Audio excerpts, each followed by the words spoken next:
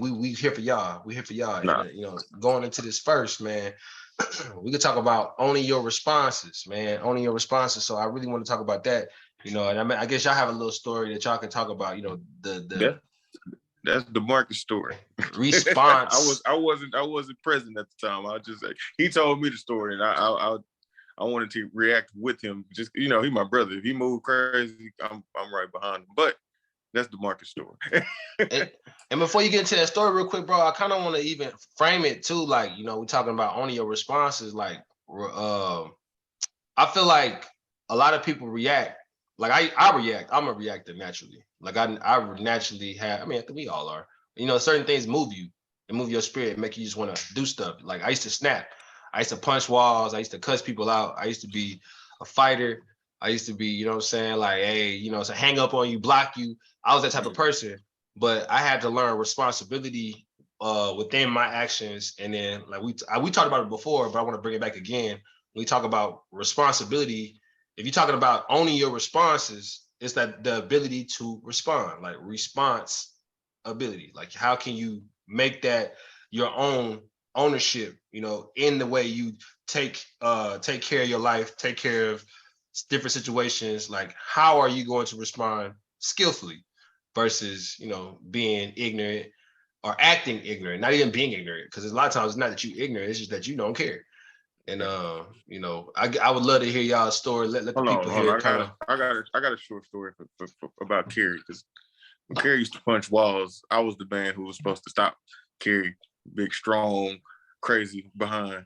So when we was coaching together, everybody else, when Kerry started punching walls, throwing stuff, he was like, "Hey, JJ, Jarrell, go talk to your boy." Ain't no stopping me, man. But ain't no stopping Kerry. You can calm down. Like we was cool enough, we family, so I calmed him down. But it's no stopping. He's better now, but it was no stopping Kerry back in the day. I'm better now, and I appreciate you sharing that, bro. Because I'm better now, and I think I'm only better now because I've been bad and I've seen what bad did and how people reacted to me. Because nobody really wants to deal with the angry black man. They try to find another, guy that's about his size and go and see, hey, can you go get him to calm down a little bit? Because we don't really want to go that way and deal with that, especially when, you kind of get into spaces where, people just scary in general. Like people just everybody not ready for that. But yeah, man, I mean, I think it's a severe display of just immaturity, really. When you can't respond properly, it's just immaturity. So I love to hear you guys' take on what happened with y'all situation and everything. Okay, well, we have as people know probably, we have some vending machines makes pocket money just out there. First of all, vending machines are work, not as passive as people say it is, but going to fill one of our vending machines, I encountered that our machine had been vandalized with a bunch of racial slurs on it. That's particular to our demographic. I don't know. Black folks. Yeah, so it's the N-word. Yeah, everybody knows what it is. And it was spelled all the way out. ER. It wasn't, yeah. wasn't the accommodating kind. So to go back and see that, I'm glad nobody was in the room with me, because to go back and see that, you start turning your head looking for people. Like, I went out, it was raining that day, went out and I like tell somebody tried to wipe one part off on the actual glass part so that you couldn't see it anymore, but they had scratched it on the little door at the bottom where you get the snacks at, and they wrote it on the side. So I've always been the type of person, if I have time to think, I'm probably going to make the right decision. So I ain't gonna lie to you, I had time. Nobody was back there. I had to go find somebody that had time to cool down. And like I say, cooler heads prevail. Talked to a manager, the night manager, who was of white descent, but she had Black grandkids, and she was totally taken back. And it must have just happened that day, I guess, because nobody's seen it. except the person who tried to wipe it off. But I informed her, talked to the store manager the next day, the general store manager.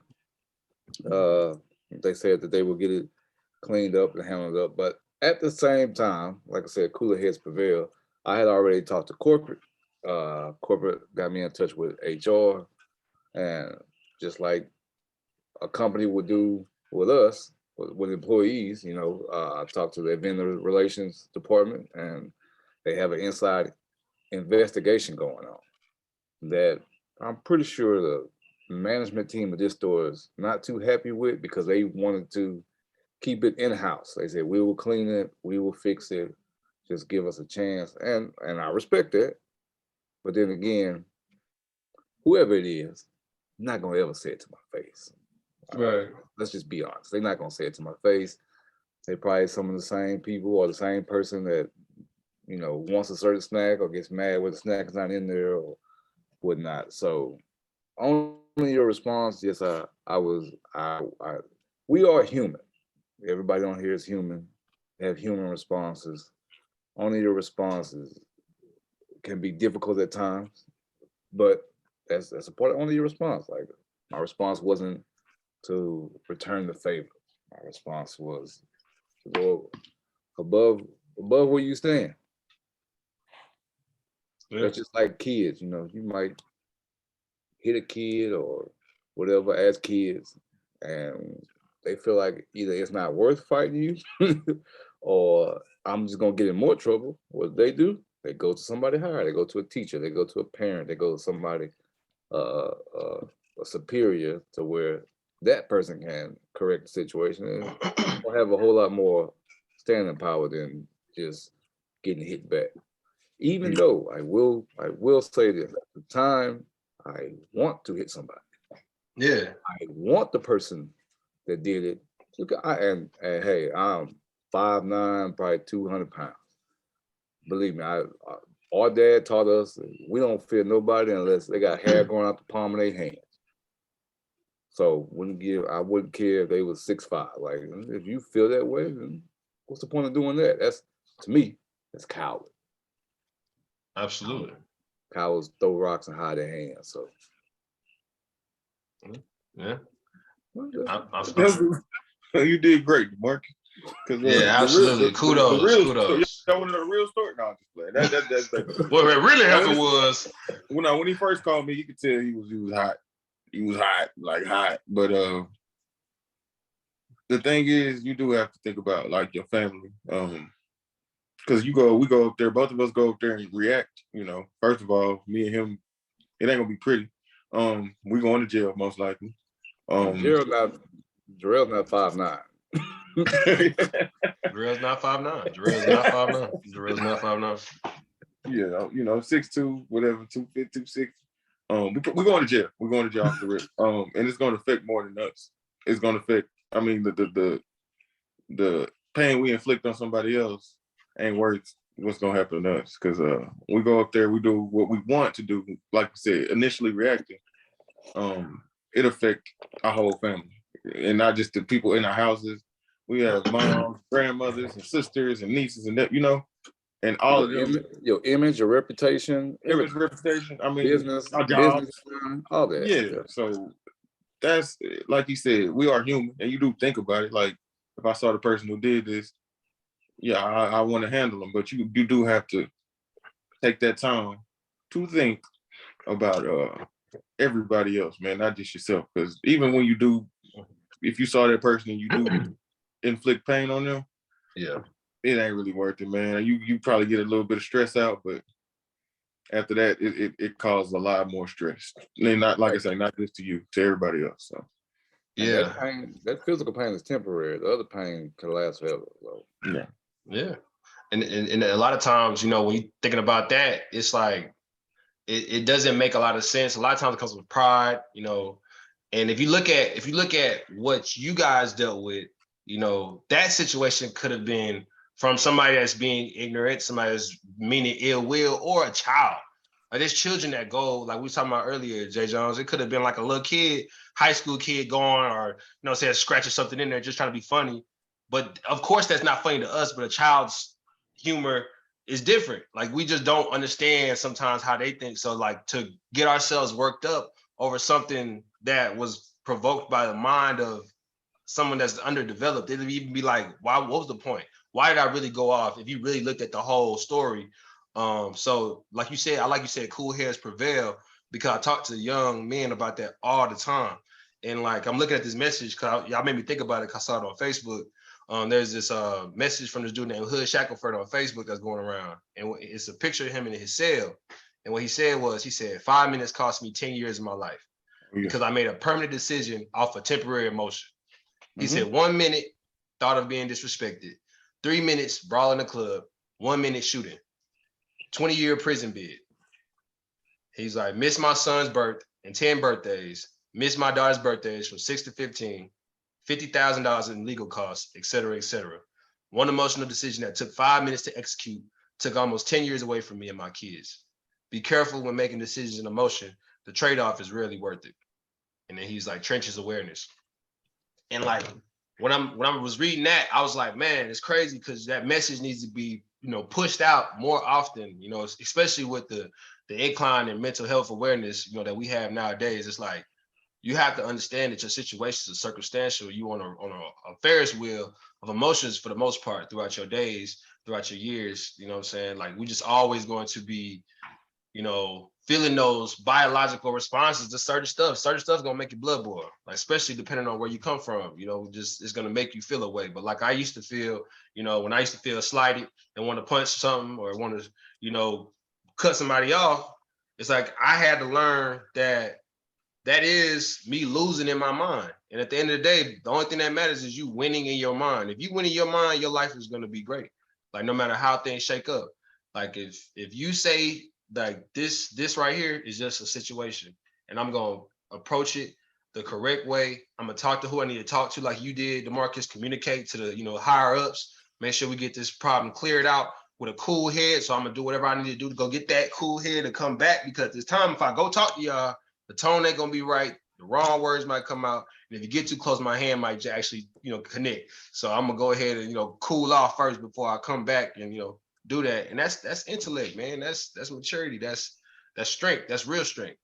Real strength ain't out here, creating conflict. Strength is like, being assertive and being clear, being assertive and being clear and demanding respect through the way you conduct business. You know what I'm saying? You demand respect. You give respect to all and you demand respect because of who you are. I think that's where I had to get to, is like, nobody's gonna play me, like you said. Like you gotta be some type of, I'm not scared of nobody that breed, but at the end of the day, though, I'm going to give everybody respect first, so that it never has to get to a point where I have to, what I'm saying, take it there. We should never have to take it there, because I can communicate.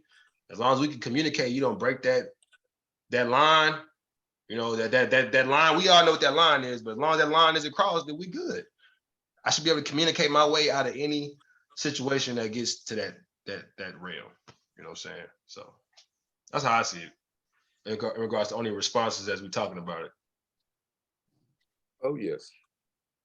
Oh yeah. And then like that message you just read, only your response. Whether you own it or somebody or your superior, whether it be, your parents, or whether it be the law. Like this guy's in prison, like he had to own his response either way. So you don't own your response, but you gotta be able to navigate your actions so that the response that you own is favorable to you. Right. Thanks.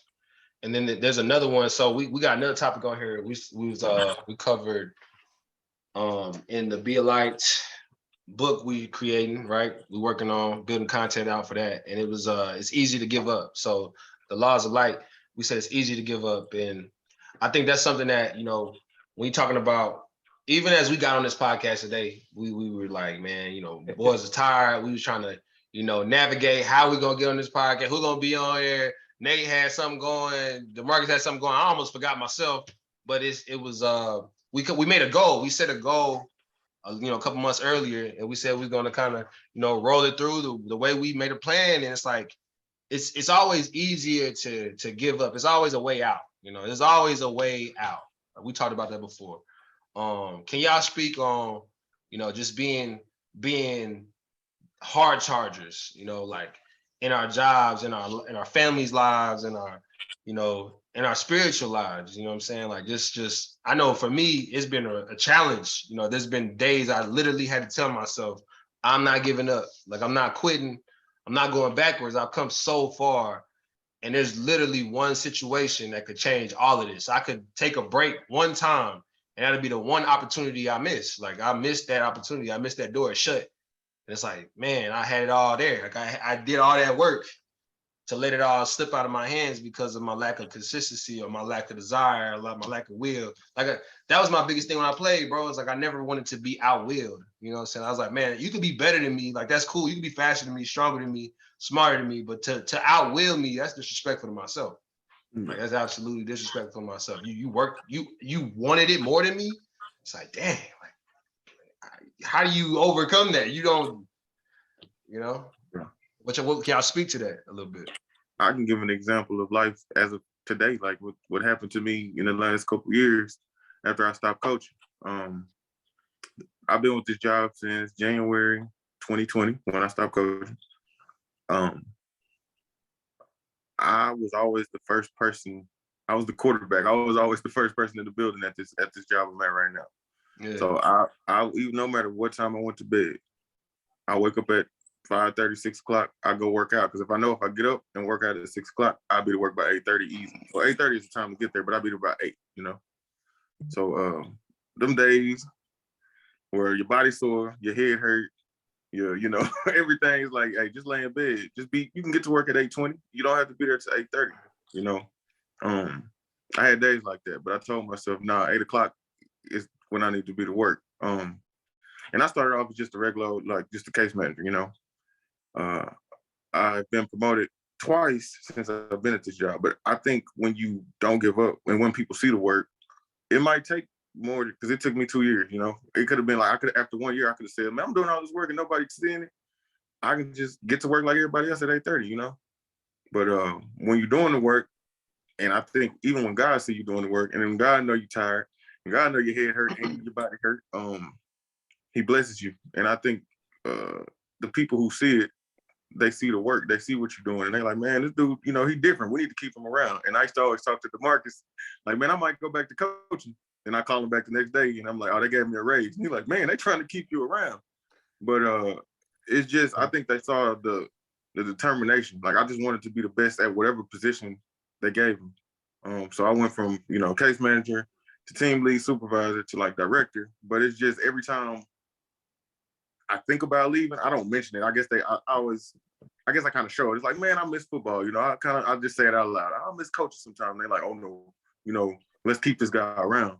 But I think it was the hard work I put in for them to want to keep me around. They getting to work at 8 o'clock, the having my computer, all the work done before everybody else, the staying late sometimes, even though I didn't want to. So that hard work, even if it takes 5 years, 2 years, whatever the timetable is, it's not the speed. It's not the speed. It's, you know, the speed you're going is where you're going. You know, you can be going 80 miles per hour the wrong way, or you can be going 10 miles per hour the right way. So it's not really the speed you're going, it's the direction you're going with me. So that's the big thing. Being on the right track is valuable. I think that's good you said that. That's big. I think staying on that track and just being on it and not quitting, like just not stopping. When people know you've been through things that you could stop for, I think that helps with that value you're talking about, that people see in you, that God sees in you, that, you know, you just get blessed because everybody knows you can stop right now. Everybody knows. They be like, man, this person has done enough. That was enough. They just keep swinging that hammer. Yeah. And they just surviving, you know what I'm saying? And the other people, you know, like your peers, they'll be like, what are you doing? You know, you can get here at 8:29. Like, you don't have to be here till 8:30. And that's like you said, that's the easy way. Like, man, what you doing? Why you get up so early? Why you get here so early? What you doing? You know, but they just never, you just never. So that's my thing about not quitting, staying in the right direction. So.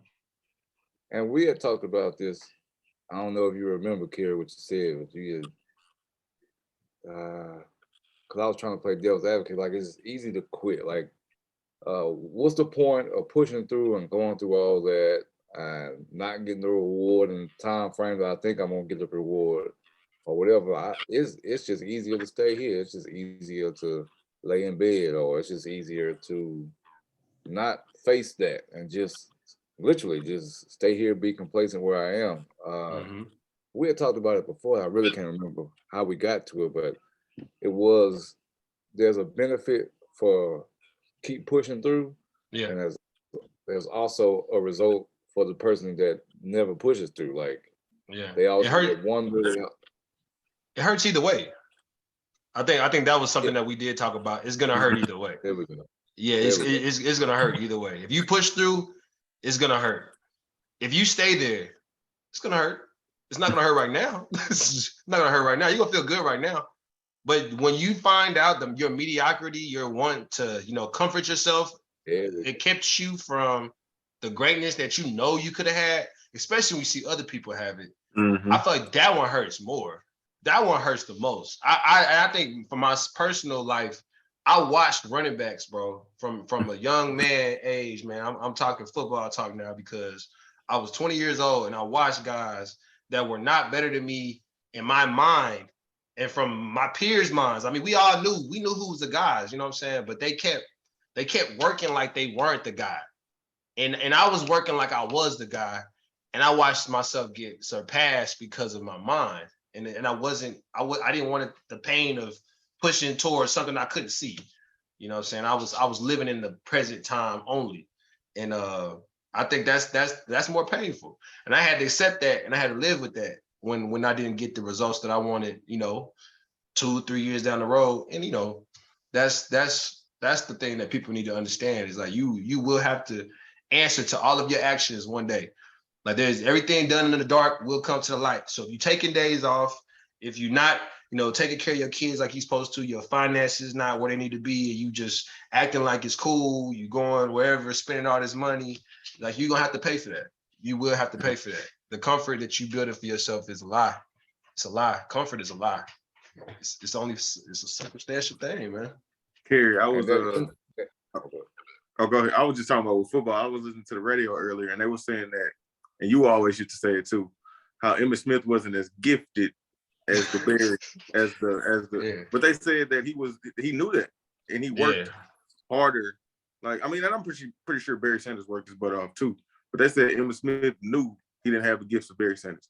He didn't have the gifts of Thurman Thomas. So they said Emmitt Smith worked every day like he was a backup. Yeah. And you see where that got him. So what you said with football, that's something. A running back term, we can talk about Emmitt Smith. And it's crazy you say that, because today is a 20-year anniversary of him breaking the record. Yeah, that's 20 years. Years of some really good backs, man. And no slight against Barry Sanders, but I don't know Barry, but I know I would be like, everybody says I'm really the best, but I don't really have anything to show for it. Yeah. And he had the tenure. My bad, go ahead, bro. No, that's what I'm saying. Like, there's also that even if it's not monetary or if it's not by accolades and rewards, there's also an inward feeling that you have to go through. Everybody knows somebody that has regrets in life, that wish they would have did it a different way, or trying to teach their kids to do it a different way because they didn't do it that way, and they see what it has produced later on in life. And there's also an inward feeling, even if it's not, like I said, accolades, monetary gain, or whatever. There's an inward feeling that you live with. Mm-hmm. Just like working out. When you work out, you go through pain. Like, when you really hit it, you go through pain, you sweat, you're all uncomfortable. But at the end of the workout, especially if you're consistent, you see results, you feel a whole lot better. But you go through that pain initially. If you never work out, you go through the regret of, I'm big, I'm out of shape, I'm not able to play with my kids like I want to, I'm not able to even dance or do something. There's something that you're going to live with, like, I should be in a better spot. Yeah. And you get used to when you go through something for a long period of time, like we're talking about those running backs, we're talking about like working out, I think you get used to, or you learn so many different things about yourself. Like, you learn that you're stronger than you thought you were. I think you learn, that you can be more tactical, and you can be more how can I say it? You just learn how to be smart about your moves. And I think that's why we have to respect, people that are veterans more, like people that have, 25, 30-year veterans. Like, they always bash people for being in jobs for that long. But I feel like I always look up to people that stay in spaces that long, stay in marriages that long, stay in, doing anything for like spending a extended amount of time, because what it says is you can stick through stuff. Like you certainly saw people die. You had people get, ill. You had people around you that had major successes and they were doing a lot better than you. Then they fell off and they probably came back, and you were still there through it all. And I think something about, man, just staying put is a lost art, man. It's a lost art to being that type of person that can push through and just continue on. That's why I really try to soak up so much game from my elders, man. I sit down with any older person that's willing to give me a little bit of game, because they tend to have a different perspective than my green self coming into something where I may not know everything, or I may not know, you probably forgot more than I've learned, you know what I'm saying? So it's like getting the game for you, it changes my perspective in my mind, because once I learn it from your perspective, I'm like, whoa, like I didn't even see it like that. What did you go through to make you, get that type of information? And they'll level you up quicker. So I think not giving up is a strong, valuable skill to have, but also to identify the other people and then learn for those people. I think is big too, for sure. And like y'all right now, going off 2 hours of sleep. 2 hours of sleep. Y'all bro. pushing through on fumes right now. So I mean, cool heads win. It. Cool heads win. And then we could talk, in final closing, man, attacking the problems, not the symptoms, right, DeMarcus? That's what you said. Mm-hmm. Attacking the problems and not the symptoms. Can you speak to that a little bit? I've learned this through like life experience and schooling too. Like a lot of times we attack the symptom and not the problem because of the temporary relief or whatever. We don't attack what caused the issue. Mm-hmm. But if you go back to what caused the issue, the actual problem, you eradicate it altogether. If you just attack the symptoms, it's literally just a temporary thing, and it could linger, for days, months, hours, lifetime, whatever. So when you have those problems in school and life and marriages, relationships, whatever, like if you don't attack the problem and find out what the problem is, how it got started, to where you can find out how to end it, and you just doing things just to cause temporary relief, that's all it is, temporary relief. Aesthetics. Yeah. You make it look good. I deal with this every day. Yeah, you do. You do. With my job, a lot of people put band-aids over things. So like, I know it's a group of quote unquote alcoholics that I work with every day. But the alcoholic, like DeMarcus said, alcohol was not the problem. The depression is the problem. The anxiety is the problem. They use the alcohol to forget the depression. So they drink so much alcohol that, like we said, we take them to AA, we take them to a meeting, but that's not really helping them. We try to get them to, hey, give them coping strategies to stop the alcohol, but that's not what we need to help. So we try to find the root, like DeMarcus said, we find the root of the alcoholism. What started? What happened in your life? What you tell us what's really going on. We found out that it takes them 3 hours to get out of bed in the morning. That ain't alcohol. Yeah, that's depression. So like DeMarcus is saying, man, you can't put a band-aid over put a band-aid over it because it's just covering up the problem. But right when you take the band-aid off, the scar's still there. So I think that the biggest thing is to, I always say, find your triggers to like DeMarcus say, find your triggers to what's really going on, and then talk to somebody. If it's not counseling, if it's a family member, if it's somebody you can open up to somebody, because that's how you figure out what's really going on inside of you. A lot of people do drugs just to forget the real problems. And then they get addicted to them because they don't ever want to deal with their problem. They just do the drug. They wake up, smoke or drink, go throughout the day, and then it's just every day. That's what they do. That's revolving. They just keep doing it every day. And it sounds like addiction, but really they're just trying to forget what's going on in life. So Yeah, I say that, you know, sometimes people will be escaping the real them all the time. You know, so they'll find a lot of different ways to escape the real them. And like you saying, that's you messing with the symptoms, right? The symptoms of the problem. It's like the branches, right? You keep trying to mess with that stuff. You're trying to go and get away and release yourself. You taking trips and you indulging in, you know, risky behavior and all this stuff. But it's like at the end of the day, you just won't turn inward. Like you will not turn inward. And I think the best solutions tend to be mirrors. So like, I think that's why kids tend to be an awesome solution for a lot of people that are going through struggling points in their life when they have a kid come into their life, because a kid is the excellent mirror. It's an excellent mirror. Like children, they literally show you who you are all the time. Relationships, you know what I'm saying? The right relationships. They'll bring a mirror to your face and show you who you are.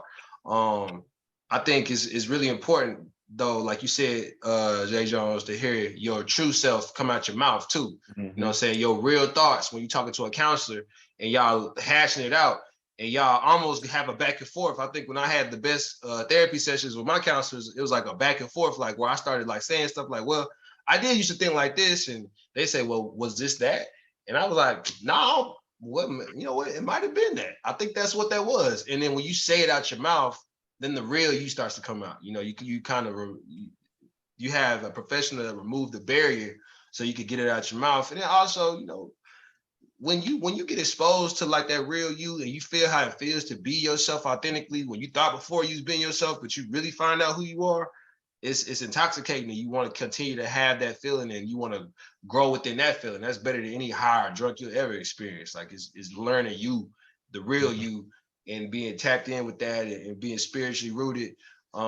It's really important that people try to lean more towards, you know, inward reflection, man. Inward reflection, like find out what it is that's making me sad, what it is that's making me mad. Like, why do I eat when I eat? Like, there's a lot of things we just do out of habit. Like, we do a lot of things out of habit and they create these problems. And what people don't understand is that these marketing schemes, like the Marcus gave me a book on branding, these marketing schemes and these branding schemes that these businesses have, they build their brands and their marketing strategies around your problems. Like they literally like keep your problem a problem.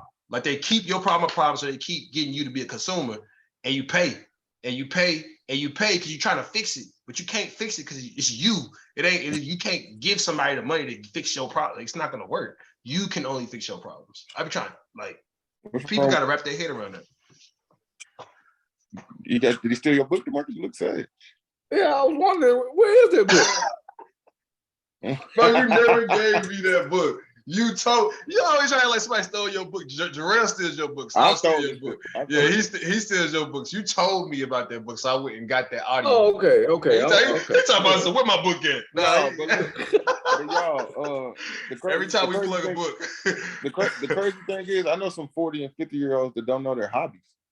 No, facts. Like they so depressed that I asked them, like, what, you know, if you didn't drink in the morning, what would you do? And they don't know like what they like to do. And I just like writing just every night, journaling.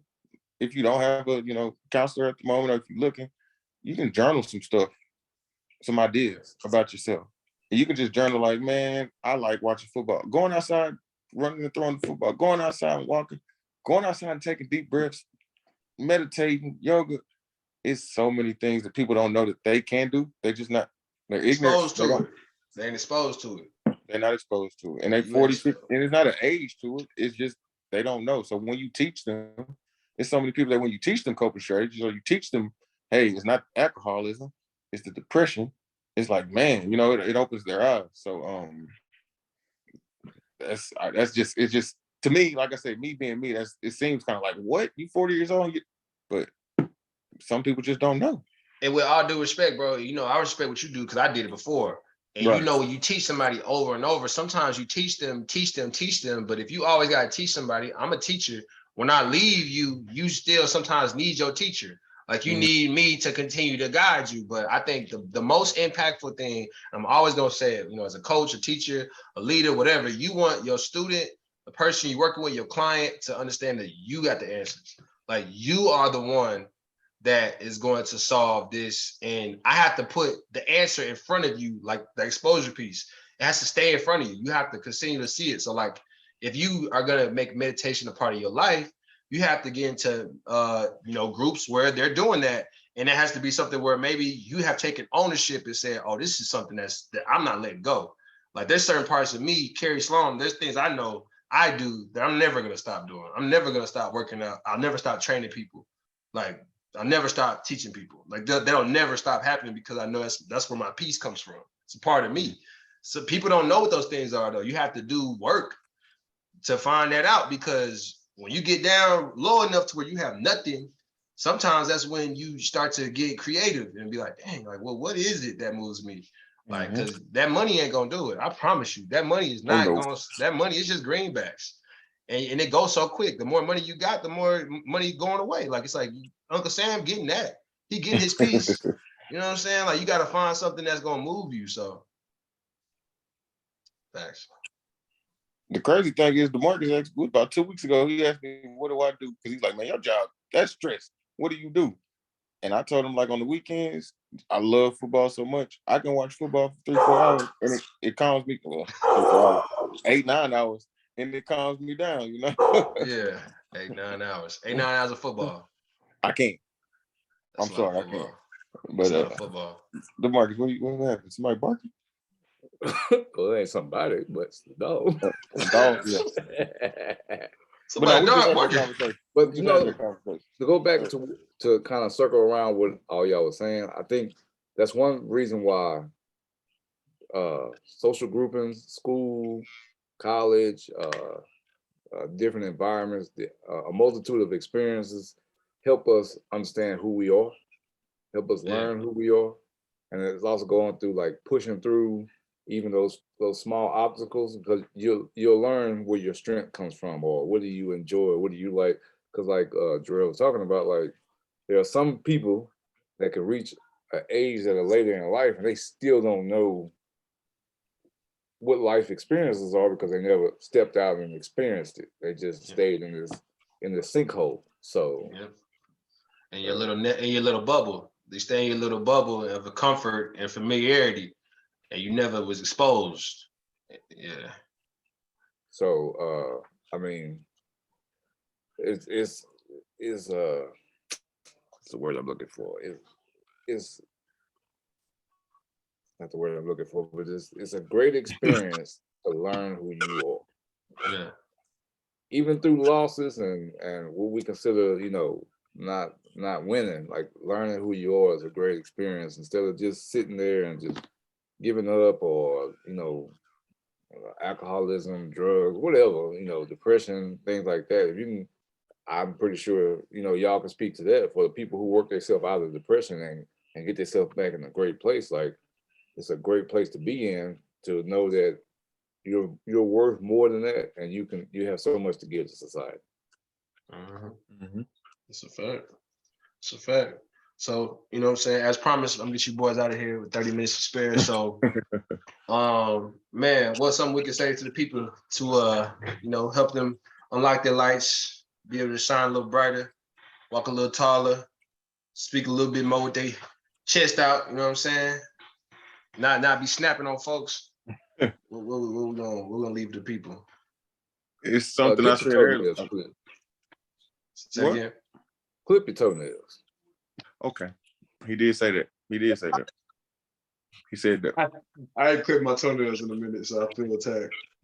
Okay. I was gonna Like say what weeks. I said earlier, but basically, like I said, not the speed you going. Not what speed you going, it's the direction. So if you're going 80, living life going 80 the wrong way, I'm a little disturbed. Going 80 the wrong way. You can be going fast as you want to be going. If you're going the wrong way, you're not gonna get anywhere. But if you go, the tortoise in the hare, you're going the right way, moving slow. Yeah, it's about the end result. So yeah, get 1% better. Just get 1% better. That's all you gotta do. Every day. If you clip your toenails, your toes gonna be looking like tortoises. But okay, so it's time to go. It's time to go. Be Like Podcast, Be Like Podcast was sponsored by Be Like Toenail Clippers. Clipping toenails, don't have the things cutting the socks up. That's Nate. That's Nate. We miss Nate. Nate, yeah. We gotta do a sponsorships to Nate ain't here. And yeah, man. Hey, we out. Wow. I'm on